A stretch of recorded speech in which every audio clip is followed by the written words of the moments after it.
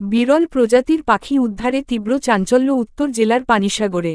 বৃহস্পতিবার দুপুর 2টা নাগাদ উত্তর ত্রিপুরা জেলার পানিসাগরে বিরল প্রজাতির ঈগল জাতীয় পাখি উদ্ধারে তীব্র চাঞ্চল্য ছড়ায়। পানিসাগর নগর পঞ্চায়েতের 6 নম্বর ওয়ার্ডের বাসিন্দা গৌতম ভট্টাচার্যের বাড়ি থেকে উদ্ধার হয় বিরল প্রজাতির পাখিটি। পাখিটি প্রথমে বাড়ির লোকজন প্রত্যক্ষ করলে খবর দেন পানিসাগর বন দপ্তরের। পরবর্তীতে খবর পেয়ে ঘটনাস্থলে ছুটে আসে অ্যানিমেল এইড অ্যালায়েন্স নামক একটি সামাজিক সংস্থা।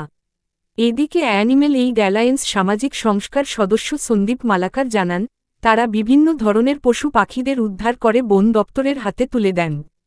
তারা জানান, উদ্ধারকৃত পাখিটি ঈগল জাতীয় পাখি।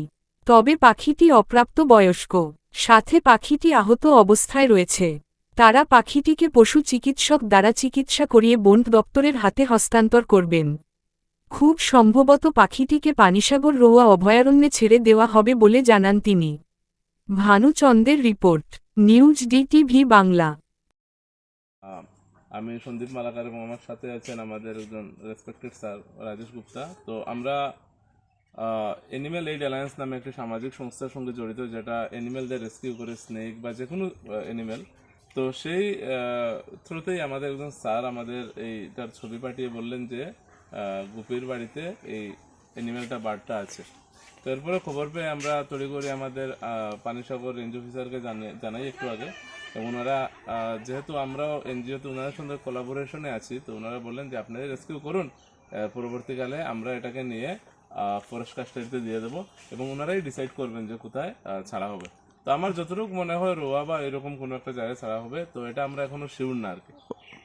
পাখিটা যতটুকু আমরা দেখতে পাচ্ছি জর্ডন বাজা, এক ধরনের ঈগল জাতীয় বার্ড, এবং আমার যতটুকু লাগছে তার উইংয়ে একটু ইনজুরি আছে হয়তোবা। আর সে কিন্তু একদম মানে জুভেনাইল স্টেজে, মানে শিশু স্টেজে আর কি, ম্যাচুর নয়। এবং আমরা দেখতে পাচ্ছি সে ঠিক মতো উঠতেও পারেনি। তো আমরা চাইবো যে যদি সম্ভব হয় তো একটু ভেটেরিনারি হসপিটালে নিয়ে গিয়ে ওর একটু হেলথ চেক আপ করানোর চেষ্টা করবো। পরবর্তী সময়ে ফরেস্টের হাতে আমরা কিছুক্ষণের মধ্যে তুলে দেবো।